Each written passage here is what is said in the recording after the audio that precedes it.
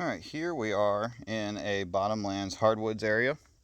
This is located out in the Lockaloosa Wildlife Management Area, just south of Gainesville. Out here, the topography, it tends to be a little bit lower lying than something compared to like flatwoods that are very prevalent around here.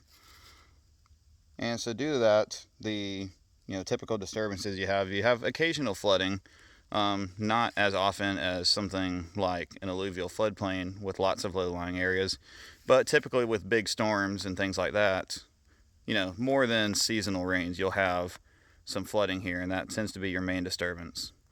Because of that, fire doesn't tend to be a very prolific disturbance in this area, isolated to, lightning-struck trees, things of that nature.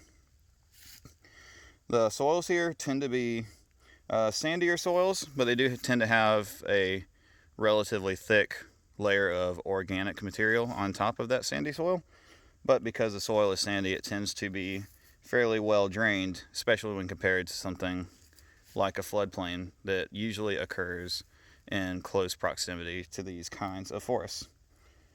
The kinds of plants you're going to have out here, you're going to have a broad mix of oak and pine trees.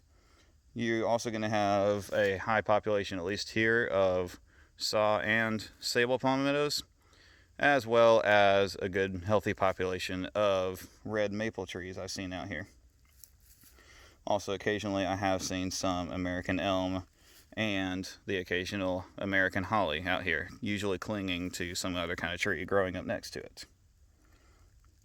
In terms of human management, this is out in a wildlife management area, so access out here to things like ATVs is restricted to roads that they already have planned.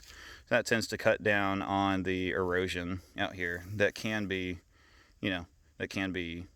prevalent amongst areas that are unregulated by any kind of management agency.